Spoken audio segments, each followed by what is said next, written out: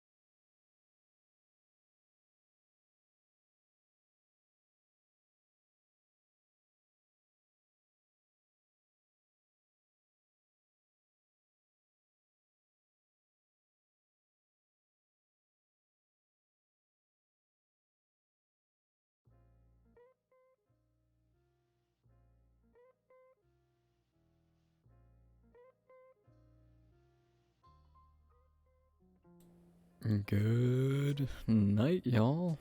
Good night, y'all. It's your boy. I'm finally here with the first episode of the Mooncast. That's right. We're finally here. We've passed the hardest hurdle of, what comes with streaming, and that's the Mooncast.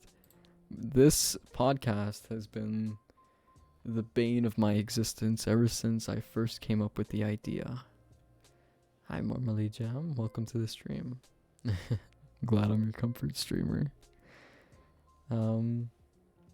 This is the Mooncast, and for those of you who don't know, which is about 99% of you, this is going to be a every other night stream where we start at midnight, talk about whatever comes to mind and whatever is, fitting the nightly sort of vibe. Get what I'm saying? The nightly sort of vibe. Get what I'm saying? It's it's the vibe, It's the vibe.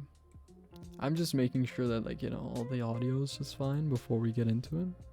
Can you all hear the music perchance? Just let me know in the chat if you can hear the music. If not, then that's fine. I can work on that on the next episode. But I wanted to start this off with a little conversation, as we will for every stream. The shit that's currently going on in the world, it's bogging you down. It hurts. It hurts to think about what's currently going on in the world with the impending conflict with the countries that I will not name.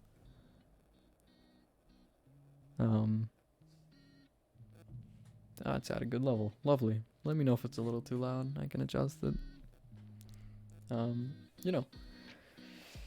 The world's a really stressful place, isn't it? You have to worry about bills and paying your taxes. Ugh. Imagine paying your taxes. It's all very stressful. It bogs you down a little too much, and when you really pay too much attention to the social media, what's going on the most toxic platform in all of internet, Twitter, it really bogs you down. It really drains you emotionally, but then it starts to drain you physically. And you don't want that. Nobody wants that. You really don't want to drain your energy at the start of every day when you check your phone and you scroll through Twitter, Instagram, what have you. You really don't want to start your day like that, right? You want to start your day off right, because that's going to determine how the rest of your day goes. Some people don't agree with that, and that's totally fine. I mean, people start their days off in completely different ways, because, we're all different, right? But from my point of view, the way you start your day in the morning when you wake up, or at night when you wake up, depending on when you sleep, that really determines, how you how you are for the rest of the day. So it's really important that you take care of yourself, both mentally and physically, throughout the day. And not just like throughout the day in general, but in the morning too. I start my day with loud war screaming, followed by crying, and then breakfast. That works too. If you want to start your day off as Kratos, you know, that works too. It's a unique way of starting your day. But you know, one of the main shifts about, you know, learning about what's going on in the world is Twitter. Twitter can be a really like sociable place for talking with people. Twitter can really, you know, it could really help you grow, like expand your knowledge and like the things you like a fan base like this. I know the Star Wars fan base, albeit toxic, it's growing. It grows day by day, and it's really interesting to hear about everybody's opinions on different things about Star Wars, and not just Star Wars, you know, like Harry Potter, Lord of the Rings, the current ongoing shows, movies, media, what have you. It's really interesting to see how many people can have such different opinions in networking. Yeah. Like social media platforms like that can really influence your career. Like Twitch, for an example. You could really jumpstart your career on Twitch when people see that, oh, this person's streaming. This person's streaming something that I'm interested in. Fuck it, I'm gonna go see what it is. And people see, you know, people like this, like, I dig this. I'm gonna give you a follow. And that just snowballs, right? I think that's the case for a lot of big time streamers nowadays. When they first started off, they relied on social media. They relied on like word of mouth. And look where they are now. Getting in controversies over DMCA. I'm just joking. Partially. But that's just the way it goes with social media. It could help you out, but it could also really fuck you over.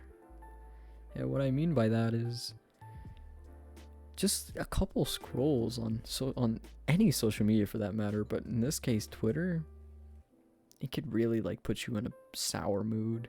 It won't put you in a good mood. You see people arguing on Twitter with, you know, no remorse, calling people really mean names. It's not fair. It's not nice.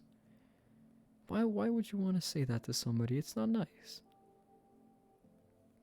You'd really be surprised how mean people can be once you step into the world of social media. It's mind-boggling how different people can be as soon as they're hiding behind a screen. It's almost funny how you can know somebody inside and out in real life. And then once they're under the protection of a screen, you'd be surprised how quickly they can turn into somebody completely different. There have been many times where I've known people who I thought were, you know, down to earth, you know, chill. And they just turn into monsters. They turn into trolls. They really let go of all the moral compasses that you think they held in real life. It's the type of shit that they would say that they can't say in front of somebody in real life if they were standing right in front of them. That's like one of the worst things about social media. When somebody can say something on text message, yeah, definitely, you can say whatever the fuck you want, but can you back that up? Can you back up what you say? That's the deal breaker, right? When you can say something on a screen, but can you back it up in real life? Would you be able to say that to somebody face to face, right? And if you can't, if the answer is no, why say anything at all? Right? That's something that a lot of people who use social media seem to neglect. The fact that they should respect other people's boundaries, just respect in general, have some common respect. That's something a lot of people, more and more people are starting to lack. Just basic respect for one another. They don't care if they hurt your feelings. They don't care if they make you cry. They don't care if like they make you want to just stop all the things you enjoy. They don't care. What they care about is getting a reaction out of you. That's all they want. They want a reaction. Yes, you could respond to that reply tweet that they made of you that like entices you to respond, that makes you look like the lesser person. Or you can take the high road. You can be the bigger person and you can just not respond. Turn notifications off on that conversation. It's simple. Just don't respond. Don't give them the reaction that they want from you. If more and more people followed that, there'd be a lot more positivity on social media. Not to say that there isn't any, because I know there is, but there would be a lot less people feeling shitty about themselves if they just followed that. If they just didn't give bullies or, people who want a reaction from you, don't give them what they want. And this doesn't just go for, like Twitter or just social media in general. I mean, like people in general. If they're bothering you, just don't give them the reaction. Don't give them what they want. And you'd be surprised how quickly they'll just move on to the next person or just give up on you. Because that's all they want. They feed off of that reaction. And then when they get the chance, they'll turn that on you. I promise you, I've seen it so many times.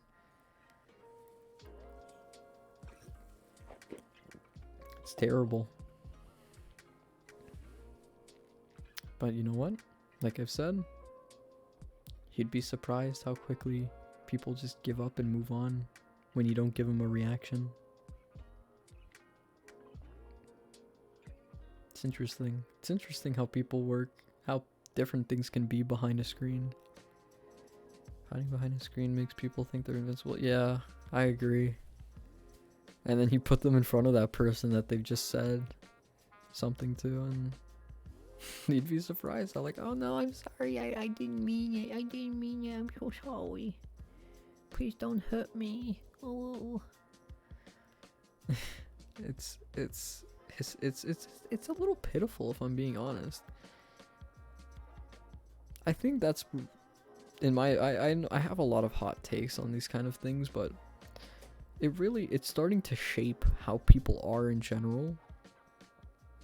Because kids nowadays, they're growing up using technology, and yes, you can compare that to how people back in the day were growing up with electricity in general, and like, or you'd be nowhere like if you didn't live on electricity, and how people say the same thing with like phones and tablets and all these things.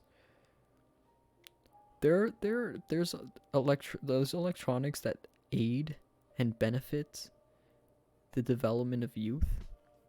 Like those leapfrog tablets that kids grew up with, that really helped with their development.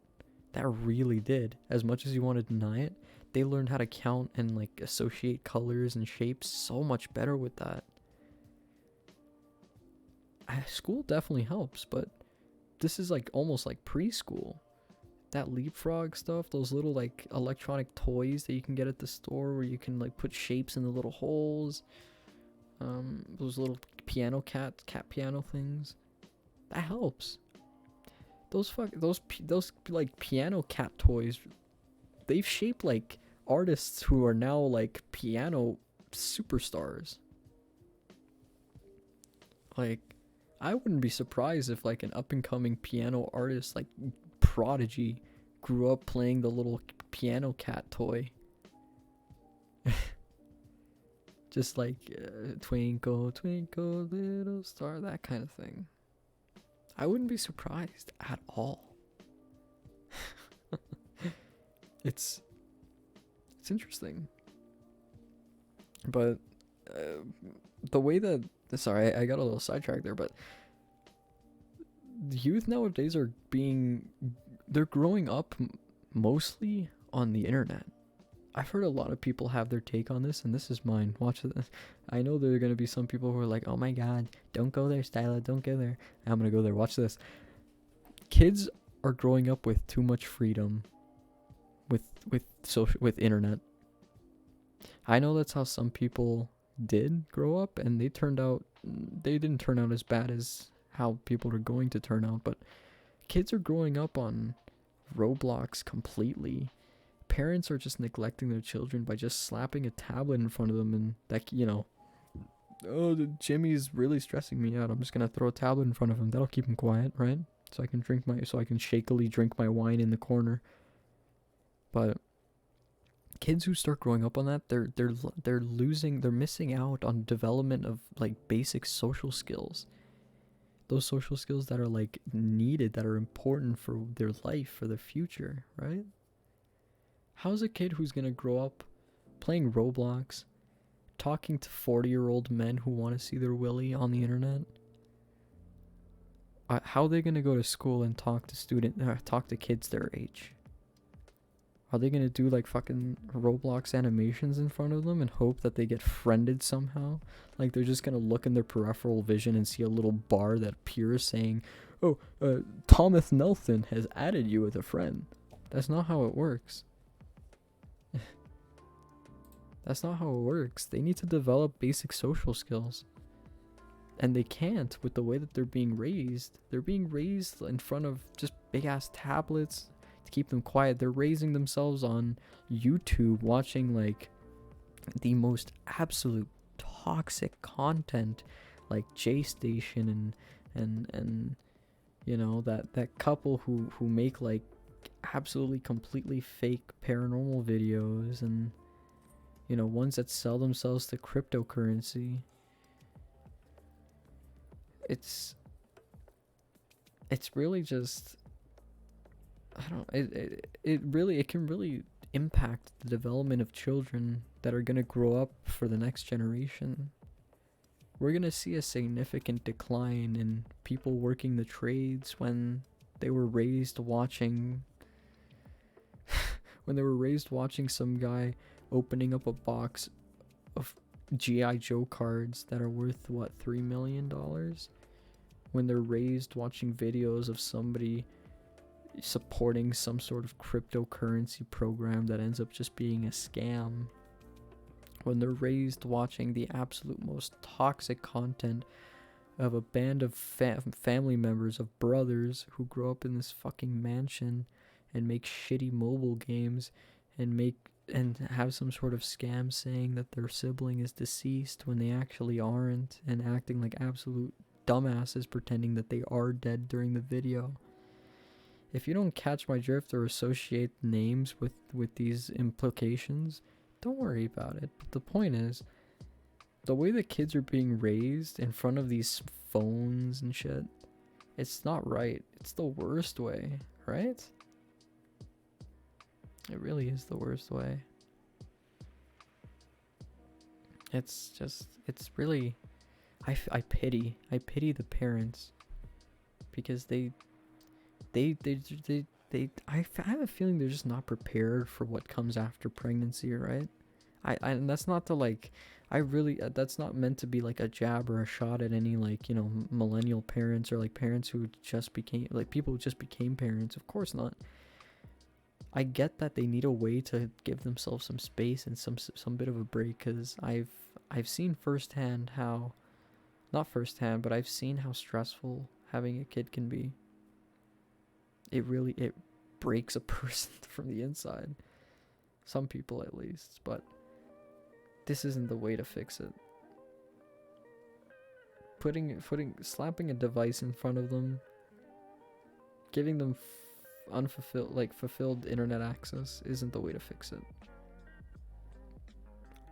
I know if I had a child, I don't want them to grow up watching YouTube unattended, playing Roblox unattended, using a device at all at that age.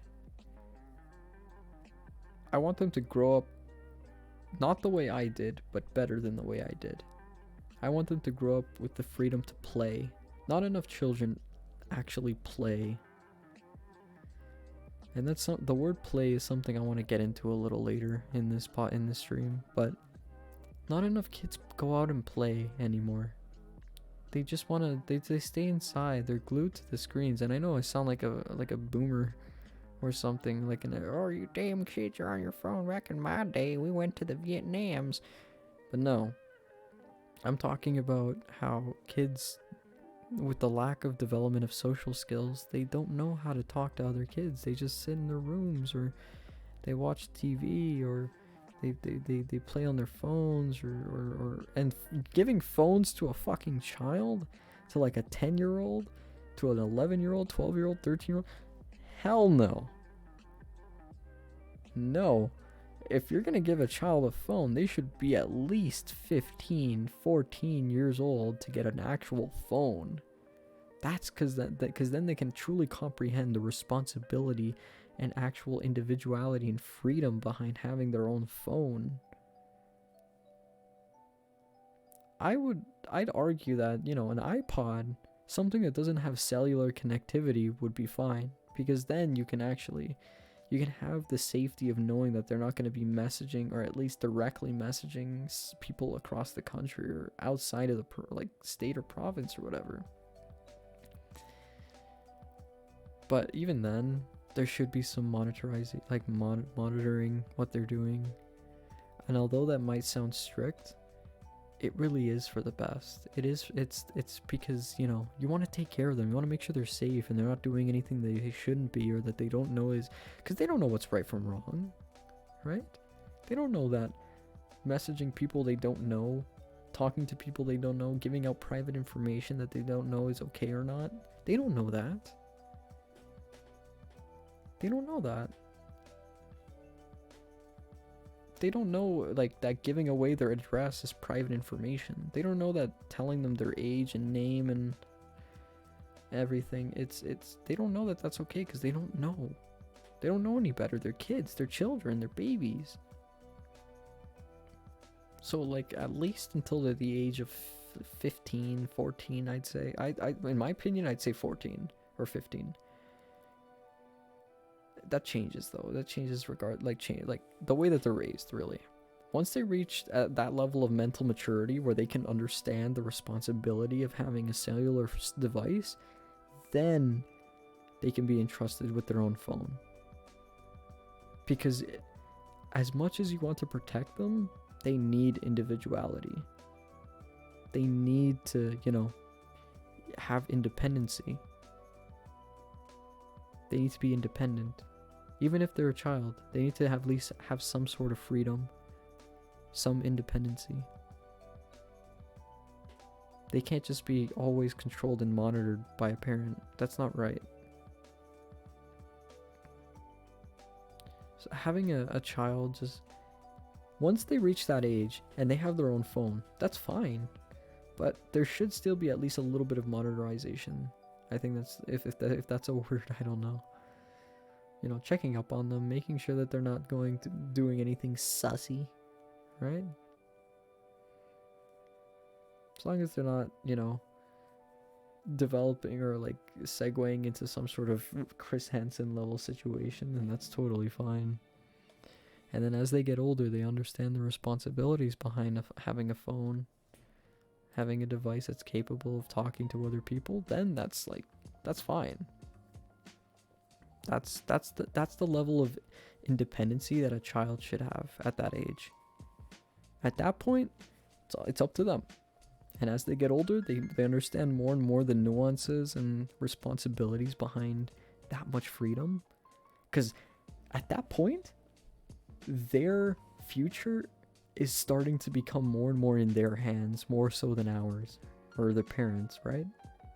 Some people may disagree, some people would agree. I totally get that, but in my opinion, I think that at that age, kids are starting to shape their future more than the parents are, because they're choosing what they want to do. They're responsible for what they're doing on a device, right? So they need more independency. But at that age, when it comes to a younger age, back to the whole play thing, kids are not playing enough anymore. When I was younger, and this is again coming back to the whole I'm sounding like a boomer, but when I was younger, I played outside a lot. I developed, you know, a desire to be outside as much as I wanted to be inside. Granted, it was different circumstances, but I loved playing soccer. I loved kicking a ball around outside. That was so much fun. Granted, maybe I didn't have friends. Does that matter though when you're really just you're exploring the outside for yourself? I'm not having like some old Stardust Crusaders style adventure outside. I'm not going all the way to another fucking country, but you know, I'm playing outside. I'm taking in the breeze, taking in the sunlight, the rays, you know. That's like an ideal childhood. You have time outside, you have time inside. Nowadays it's becoming more so inside. Kids are not getting out enough. Sure, when they're a child, yes, because they're being taken out by their parents, going out for walks. Mommy shakily drinking wine as she's talking to her neighbors who, for some reason, has a different daddy with them every other week. It's those times, but kids, once they reach the age of which, they have somewhat free will. You know that age where they suddenly developed, like when you suddenly develop consciousness? You're watching Cartoon Network, you're just chilling. You suddenly realize, I'm living. I'm controlling my actions. What am I doing here? Who am I? Where do babies come from?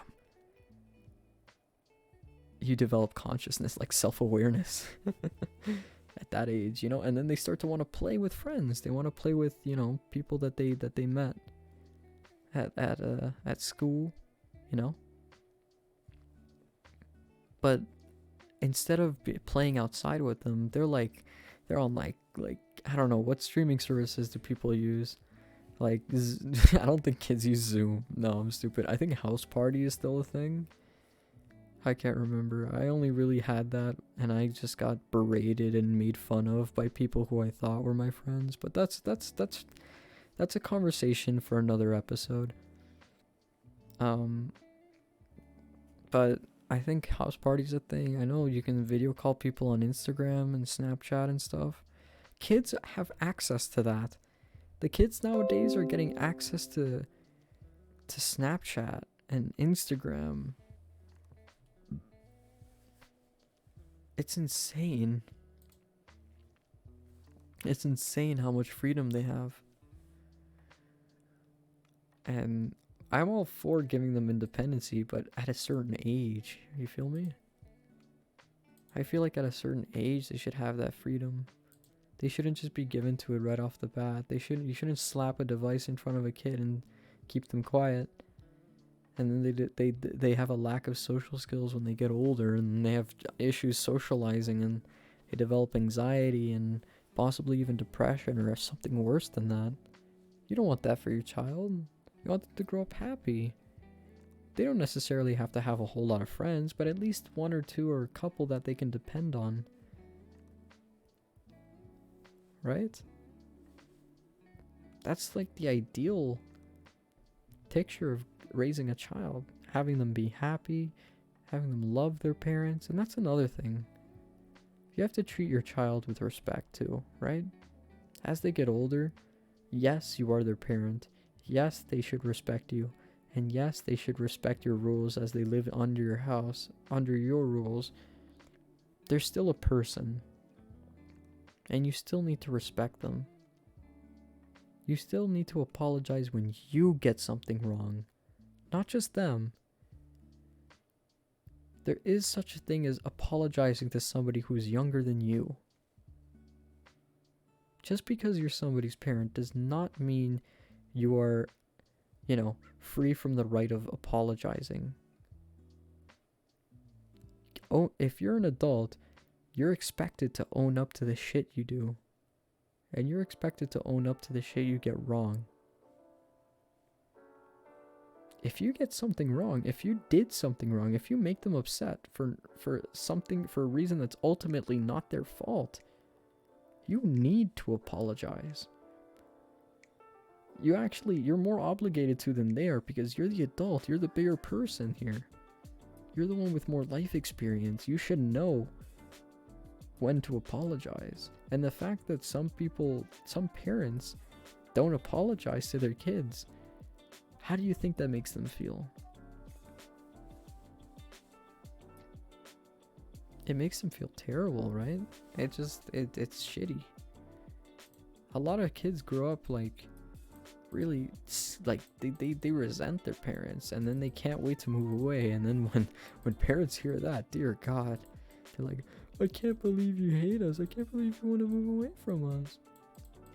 What did we do wrong? We've done nothing but, love and nourish you. We gave you a house. Yeah, but it's not about giving us a house to live in. It's about the respect, the treatment you give towards us. If you give a horse water, you give a horse food, you nourish that horse. But throughout its entire lifespan, you've berated the horse, you've yelled at it, you've degraded it. You never gave it a praise or appraisal, anything like that. But they still they follow you no matter what. What does that tell you? Right? I don't know if that's a proper analogy to make, but I hope that gets at least my point across, that just because your child is younger than you, or just because you're the parent in the situation, does not mean you are absent from the responsibility and right to apologize. It's something that a lot of parents neglect nowadays. Maybe it's a like, time thing. I don't know. I just don't think that's an excuse to not apologize to your child. I may or not be speaking from personal experience. That's just my opinion. I respect the opinion of other people and how they may have a different perspective on that. That's totally fine. That's just my opinion. But moving on from this slightly melancholic topic, there was something that boggled my mind today, and it has been for a little while now. And I'm glad that it's accompanied by another new song. By the way, props to anybody who's a fan of lo-fi music, even if you're not necessarily into that kind of, alternative type music. It's still really nice music to vibe to, especially at, the current time, which is around 12:40 in the morning. This is the Mooncast after all. Lo-fi music is really comforting. It's peaceful, right? It's lovely. I love lo-fi music. It really, whenever it's dead silent and you're playing a video game, reading something, or just chilling in bed, trying to fall asleep, lo-fi music helps. I love lo-fi music. I have an entire playlist filled with it, and eventually I'm going to have to switch over to non-copyrighted music, but for the pilot episode of the Mooncast, I decided it's a special occasion. I will play my damn lo-fi, and I will enjoy it, and I hope you will too. But until we get some non-copyrighted music in, if you have any song requests, I'll gladly take them. Because I do eventually want to get far with this. I want to make a career out of this. I love talking, as some people can tell as I talk their ears off. I love talking. I love talking about anything. As long as it entertains, as long as it keeps somebody busy, I will talk your goddamn ear off, and I will like it. It comes off the wrong way, but you know what I mean. As for, the demographics of this podcast, anyone really, I'll still do some gaming streams now and then. I'm not, you better believe I'm not done with Yakuza, but I will also stream some Zero Dawn, Horizon, Fall Guys. Hopefully, eventually we can get some guests on the podcast to talk about some conspiracies and things like that. Hopefully one day we can find some people that would like to talk about that stuff. Fitting the theme, of course, fitting the midnight stream, more mellow stream. Because I do plan on doing this every other night. It might just be me talking, but that's okay. You don't have to watch, but if you do, I greatly appreciate it. I greatly appreciate you joining. And it's lovely, If you want to fall asleep to this stuff too, that's totally fine. Eventually I'm going to keep going into longer streams, and once summer comes, it's going to be some really long night streams. We could start from like 11 p.m. and end at 2, 3 in the morning. Yeah. I'm excited for it. I can't wait, because I can only just imagine how big this channel can get if I were to just... Because this is what I love. I love doing this. And if this gets big for doing what I love, wow, that's a dream come true. And anyone and everyone who watches, who stops by, takes the time out of their lives to watch the stream, I appreciate that. I appreciate it very much. And I hope, hope that people enjoy it. I hope that people enjoy the stream. And that, it could be something that they can listen to.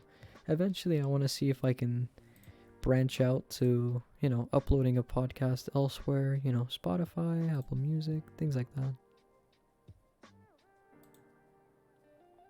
Hopefully. And when I do, I ain't gonna forget about none of y'all. You're all gonna be, part of the fam. God, do people still say fam? I don't know. I'm a little bit back in the times. I don't necessarily talk like people my age should, and that's something that a lot of people found very odd about me. One of the few things, at least, that I don't share a lot of the interests that people my age should be in. I don't like Fortnite. I abhor Fortnite, in fact. I'm repulsed by it. I played Fortnite when it just released, and it was abhorrent. Sure, I had some okay times, but they've been ruined because I played with people who really just backstabbed me. Stuff like, I'm not into today's rap, if you can believe that. Yeah, I like a couple songs, but if it's really like by the OGs, like Eminem, Snoop, Run DMC, it's not even modern anymore, what I'm talking about, but, rap in general, like, rap is subjective, I think, in my opinion. You don't have, like, the absolute terrible fucking... It's not even rap. It's just a noise. It's just... Like, that kind of shit. Like,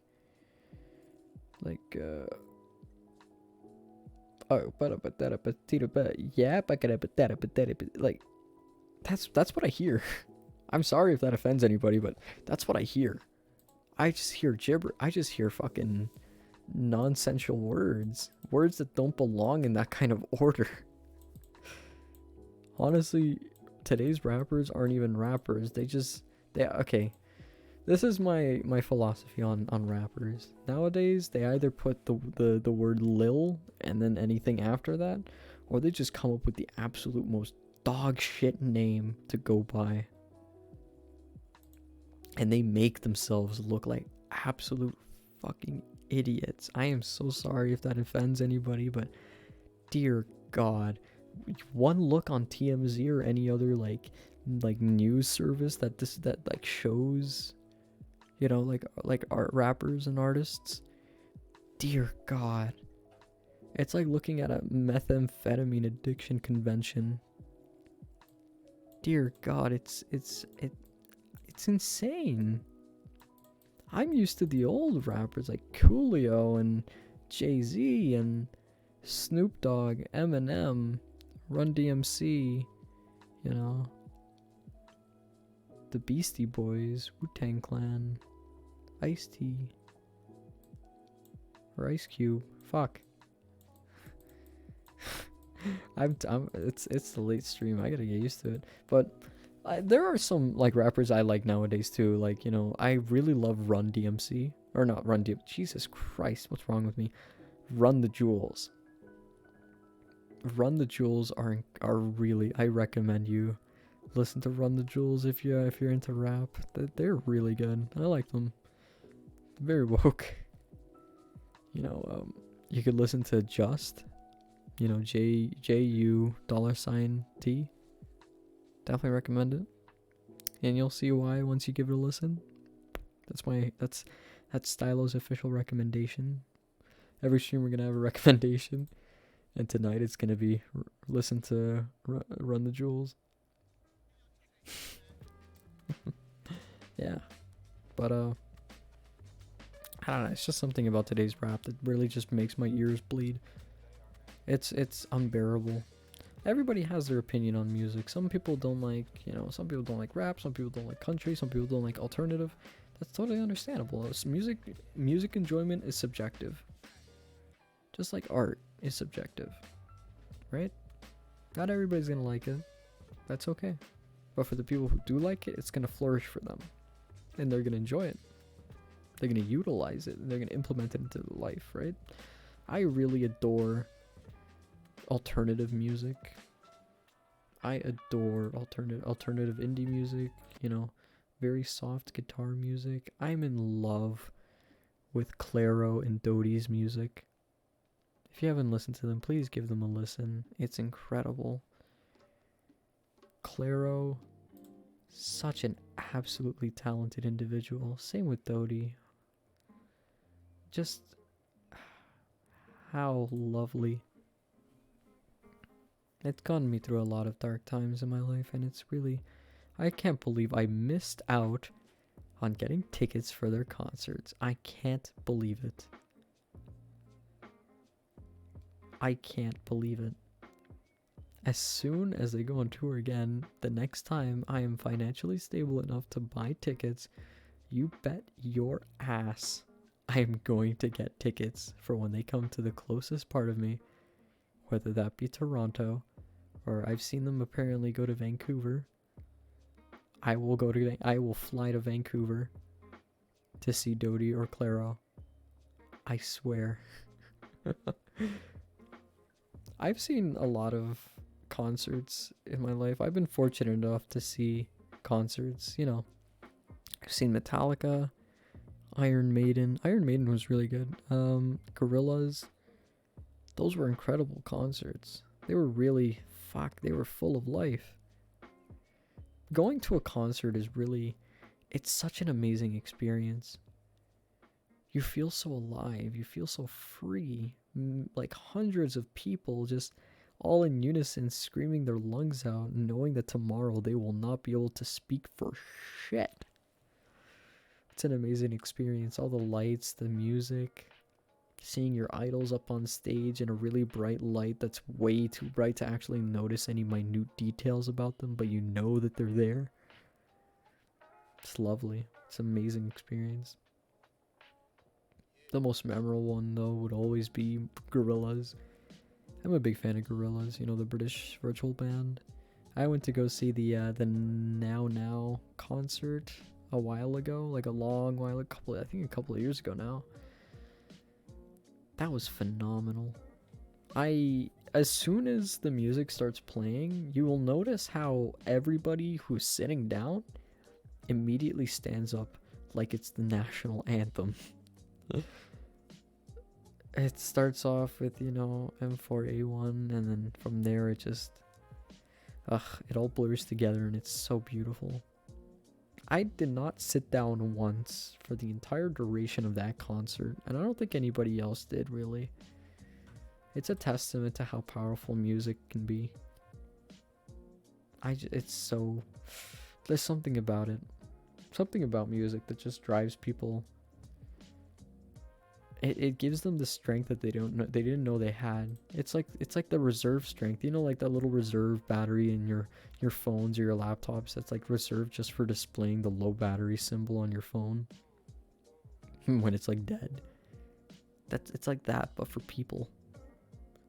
Like, it could be like some old man, old lady, some just elderly person, you know.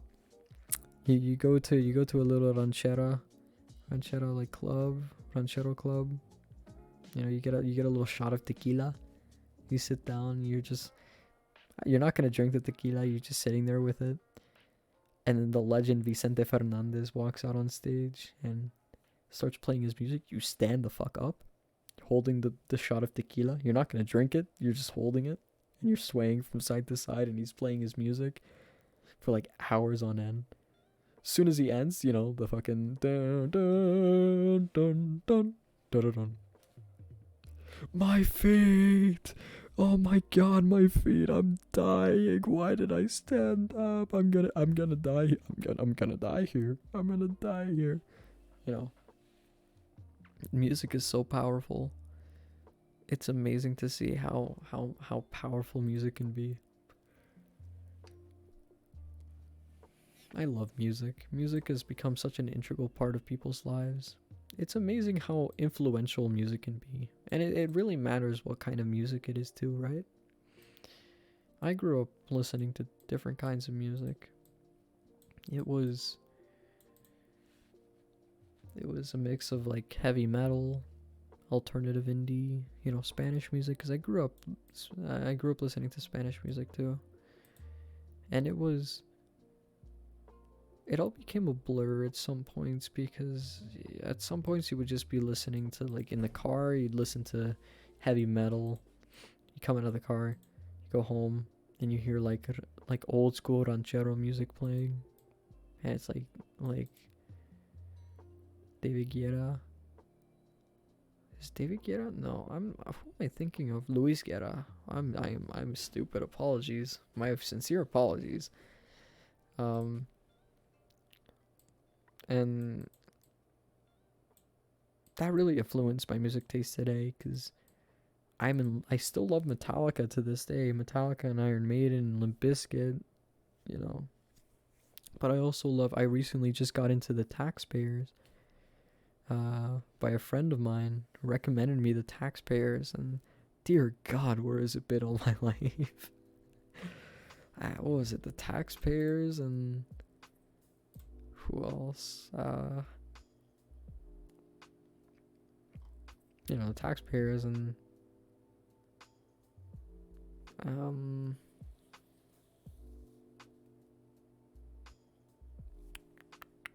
Mountain Goats. Yeah, Mountain Goats, they're really cool. I just discovered them because of my friend today. He recommended me those two bands because he thinks I might like them, and I do. They're awesome. I love every kind of music, you know, except for rap. Well, today's rap. But dear God, it's incredible music.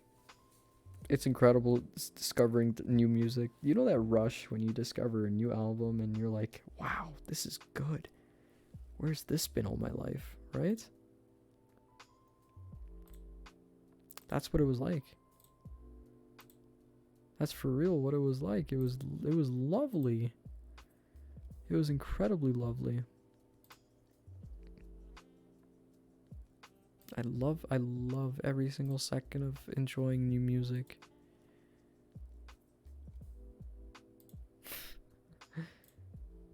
It's interesting. I could honestly go on for a long rant about how music has influenced my life. I could, and I just might, really, if I'm being honest. But I think I might save that for another episode too.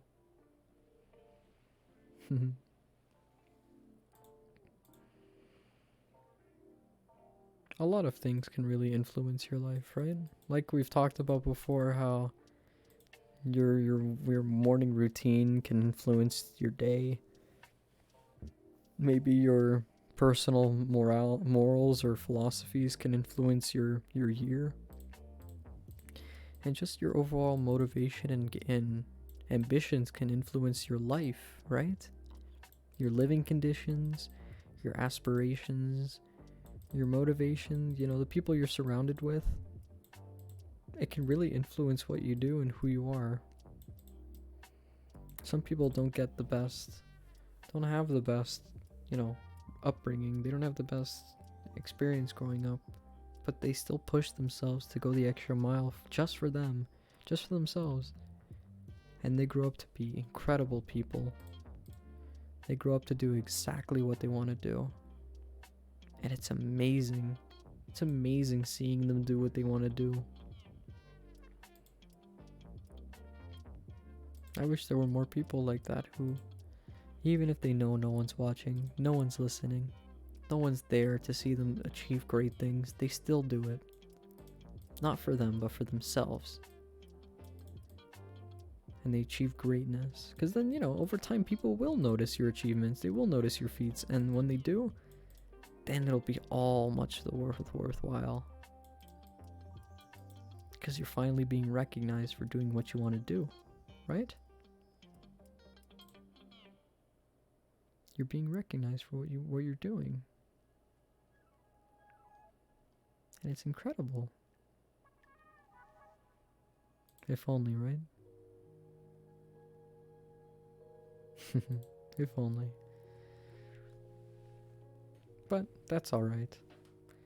Sometimes you just have to do things without having to worry about whether or not people will notice you're doing things, without people having to notice if you're putting in the effort, right? It takes a lot to do what you love to do without people noticing at all that you're putting a lot of effort in, right? As much as people don't want to admit it, as much as, people who put in effort, who put in the time and effort to do the things they love to do for no recognition whatsoever, it gets a little hard, it gets a little discouraging. Because it's always nice for people to notice your effort, regardless of what it is. It's always lovely for people to notice. But when people do, it's just all the much better.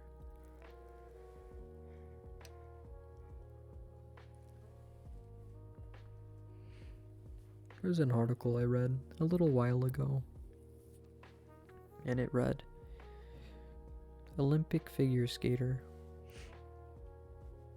I think it was Olympic figure skater makes history as landing a specific move, right?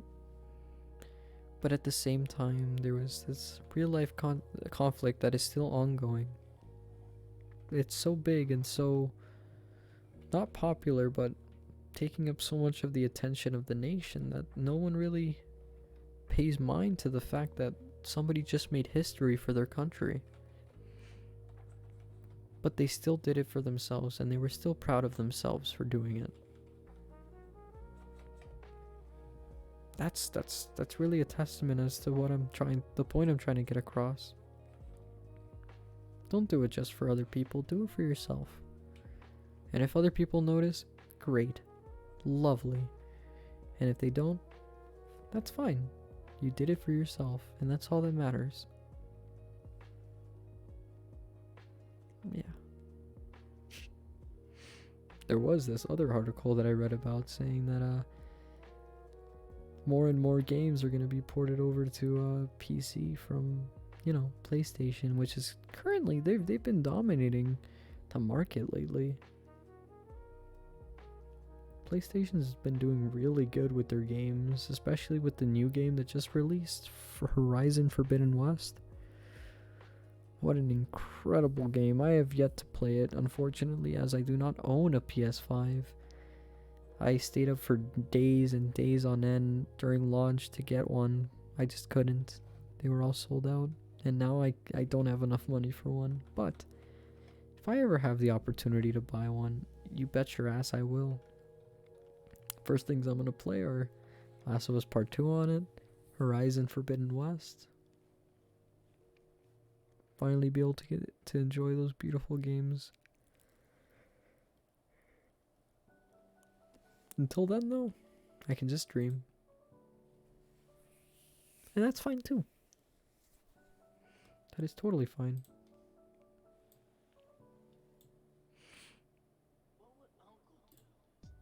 There's a lot of games that I'd love to play. There was this game that I read about recently. It was, what was it? It's an upcoming video game for the PlayStation 5. And it's supposed to be, it's supposed to utilize the new Unreal Engine. I think it was Unreal Engine 5, was it? And it's supposed to be like incredible graphics, incredible combat system. It's not Forbidden West, I know that for sure, but I just can't wait to be able to get my hands on a PS5 so that I can enjoy gaming at its finest. I will admit, I grew up playing with the Xbox. Xbox 360, Xbox One. That was my childhood. I loved it. Not the Xbox One per se, but 360 was incredible, and the original Xbox too, but PlayStation, they just seem to be doing way better with their games and the quality of their games too. Like with God of War, Horizon, they're all incredible games. And hopefully, I'll get a chance to play them. They're incredible games, and they have incredible stories to tell. It's a shame that a lot of people won't actually get the chance to play them. But for the people that do, I hope you enjoy it, because they're great. Horizon Forbidden West looks lovely. The details are incredible too. The graphics are... I've heard people say that the graphics are revolutionary, they're unseen in any other game, the best that they've seen. I'm sure that the most realistic games as of now still don't compare to the Forbidden West right now. Well, granted, Forbidden West just released. But still. I can't wait to one day be able to play it. It looks like a really fun game. I'm currently playing through the game before it, its predecessor. Is it predecessor or is it successor? No, it's predecessor. Zero Dawn. What a fantastic game. For the record, I am playing this on the PC. And it still looks incredible. The game looks lovely. The graphics are incredible. Granted, the facial animations are a little bit stiff and the eyes look pretty lifeless. It's like I'm looking at a bunch of university students, dead inside eyes, but the game itself is very incredible. The story is riveting. And I don't say that for a lot of games. But it legitimately is. It pulls you in. The gameplay is incredible. It's lively too. It kind of gives me a Breath of the Wild kind of vibe, but it's not evidently not, because the gameplay is a little more difficult than usual. And granted, you are put in a little more of a realistic atmosphere than Breath of the Wild, but it's still a fantastic, phenomenal game. I have yet to even reach the halfway or quarter of a halfway point there, but I'm enjoying it. I'm enjoying the ride. It's such a lovely game. On top of Zero Dawn, I'm also playing through Ready or Not, which is a very good FBI SWAT type game. Kind of a la Rainbow Six Siege without the over-the-top entrances and gadgets and things like that. It's just realistic. FBI, open up. Knock, knock, knock. That kind of thing.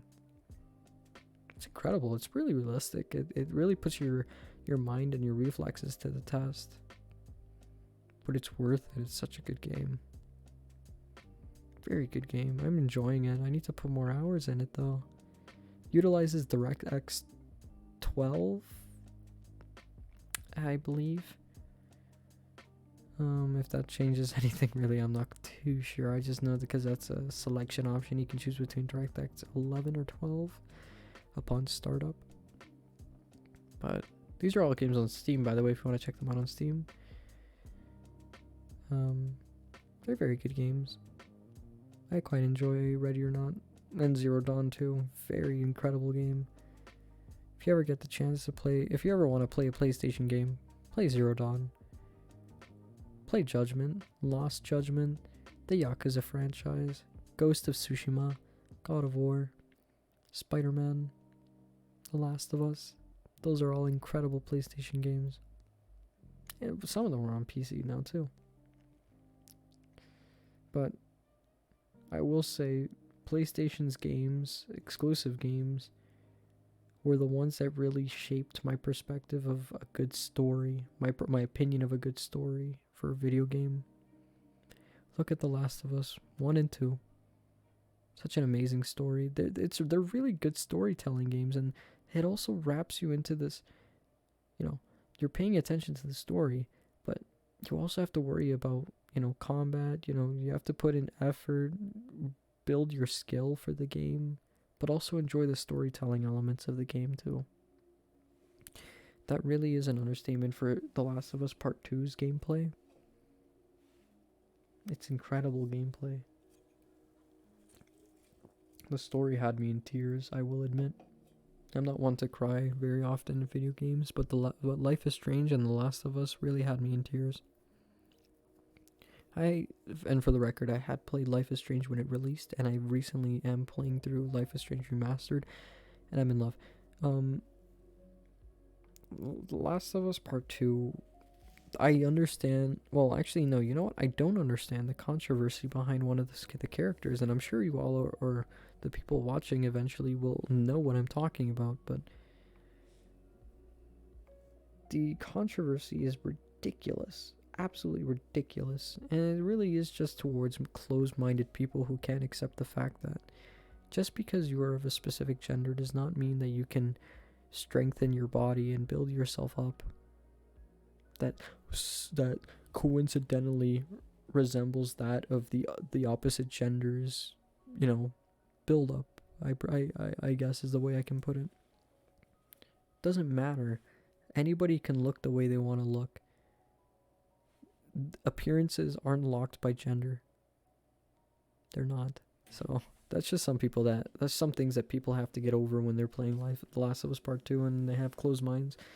But the fact that the game was so incredible and so inclusive and diverse that it spawned those controversies, I know it's a terrible thing, but it just shows that they've gone the extra mile to be inclusive and normalize these kinds of things, that it's such a great game. They're incredible games. They tell these amazing stories and they wrap you into them and they make them immersive.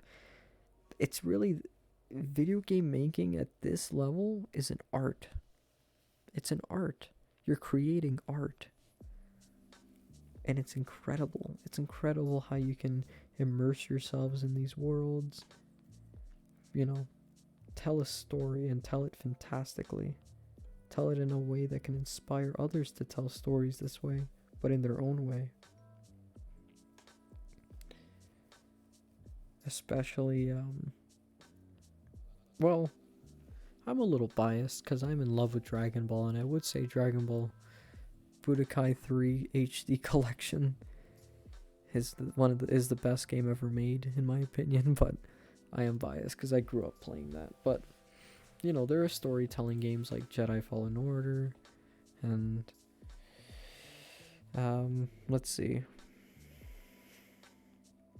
Detroit Become Human, and Life is Strange, Grand Theft Auto 5, Skyrim, Halo.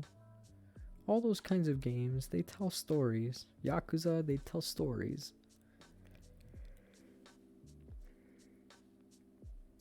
But they do it in the most incredible, immersive way possible. That it stays with you for the rest of your life. It's incredible. I love games like that. I love games that really leave an imprint on you. They leave a little print on you. They leave like a little bit of inspiration for you to take with you throughout life. That's what I feel. Life is Strange, The Last of Us. That's what they've done. They leave inspiration for you to build off of that. Life is Strange is where I got my music taste for alternative and things like that. It could really influence you. And it's incredible. I love games like that. But, you know, there is a point where you have to be able to know when, you know, you can play video games in moderation. You know, you can balance your virtual life with your real life. You have to have moderation, and that also falls into the whole being on social media thing. You have to moderate your usage of in front of a screen, right? Sure, you could enjoy your day playing video games with your homies or just by yourself. That's okay too. You know, checking up on social media every now and then, going back to the game. But you also need a little bit time to stretch. Socialize with someone else if you can. If not, enjoy some time in some quietness. Enjoy some time in some sunlight. If not sunlight, then just some time to walk around for a bit. Refresh your mind a little bit. Everybody needs that, especially people who work at their desk all day. They need a refresher. They need a little bit of a break. Human beings were not meant to sit in front of a screen all day, every day. They're meant to live. You know, it's something that a lot of people forget. Humans are meant to live. I mean, don't get me wrong. You know, playing video games it's great. There's like, as long as you don't take it, you know, too far, it's not gonna do you any harm. But when you do take it too far, that's when you need to know when to stop. Stop, take a break. Focus on, you know, your physical health, your mental health, then come back to the game.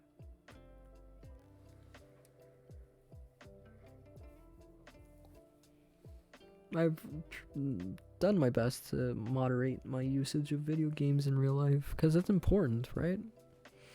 You need to be able to know when, you know, alright, I've been playing for a couple of hours now. I'm going to take a break, go outside for a second, get something to drink, get some water, go pee, do something else for a little bit, then come back later and continue if I want to. If not, do something else. Take a nap, you know, go for a walk, crash a car. Doesn't matter. As long as you're doing something different.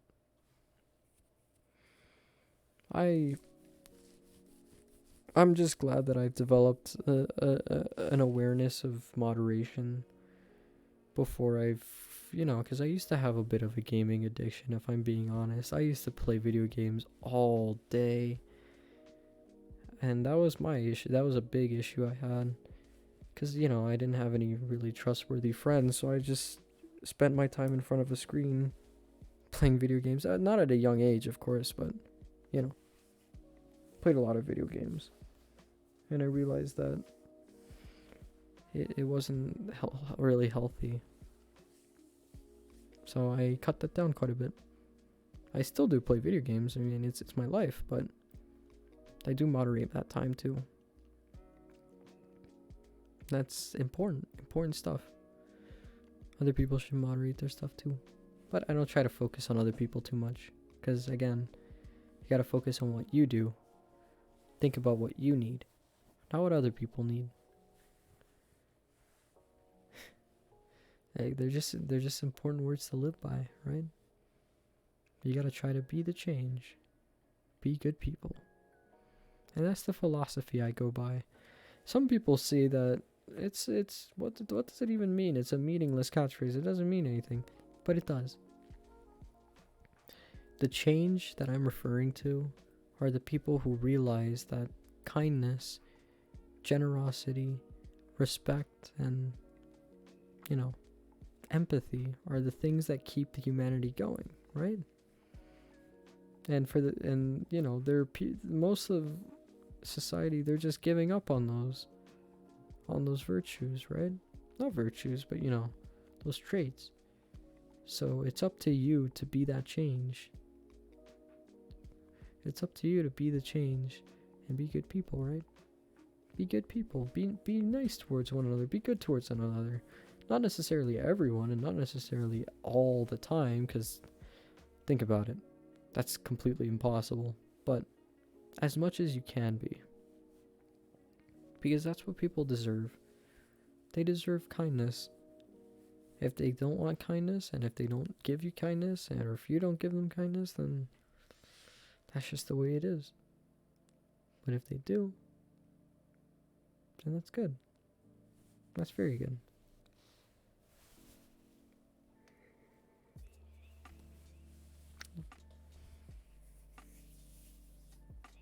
Hope everybody's having a fantastic night tonight. The first episode's been going pretty good so far. I think it might be high time to end it a little soon. It's not bad for a first episode. We are going to be back here on Wednesday night with some more topics to discuss for definitely a longer episode too. And if you have any suggestions of what I should talk about, write them down in the after stream chat below. If you have any suggestions at all, let me know. I'll be more than happy to read them and consider them. Right? More than happy to. I check to make sure what people like and what people don't like. If you have anything that you'd like to suggest, go down to the excuse me. Go down to the panel section underneath my channel. There's a suggestion box. Write something down that you'd like to hear me say or talk about. And also, maybe if you want to, peep the rules. Actually, not if you want to, but you gotta peep the rules, homeboys. Home peoples. One of the main rules is any kind of racism, homophobia, transphobia, or any hatred towards anybody will not be tolerated, and you will be banned from the channel. Sorry. You can appeal for that, and if something was misunderstood, misinterpreted, you can appeal by sending me a message. But until further notice, that will not be tolerated. And please be nice to everybody else. People are here to have a good time. Listen to the late night stream. Be here for the ride. During the gaming episodes, during the gaming streams, backseat gaming is a big no-no. You're welcome to give some suggestions and advice, but if you don't know the line between backseat gaming and giving some friendly gamer advice, then maybe you shouldn't say anything like that at all. Yeah? Just for everybody else, the enjoyment of everyone else, and in the enjoyment for myself as well, because remember, I love doing this too. Respecting others' pronouns is a big thing. You want to make sure everybody feels included and safe, right?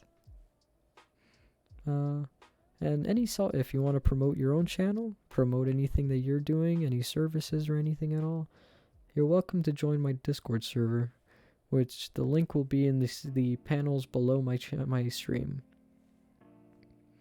You're more than welcome to join and use the self-promotion channel in my Discord server to promote your own stuff. More than welcome to.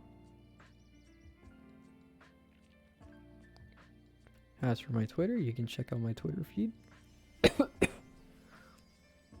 Excuse me again, I have no clue why I am currently dying here. One moment.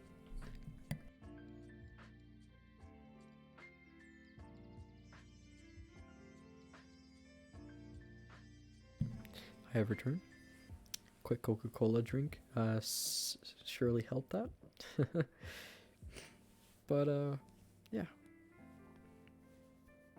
this has been a pretty good stream, if I have to say so myself, and I think this is a good time to leave it off. So thank you all for coming to the stream. If you liked what you saw, please consider giving me a follow and checking out my links below to the Discord server, where I will be posting notifications for when I stream the Mooncast episodes, as well as other gaming streams as well. I will be streaming every other night around 11 o'clock to, who knows, 1 o'clock, 2 o'clock in the morning. We'll see. And if you have any suggestions for any Mooncast episodes in the future, please leave them in the suggestions box below, and I'll get a chance to read them. Other than that, thank you very much for joining the Mooncast. This was a fantastic episode, and you bet your ass episode 2 will be coming on Wednesday night. So, this has been the Mooncast with your host, Stylo501, and I wish you a very nice night. And remember, be the change, be good people. Thank you. Good night.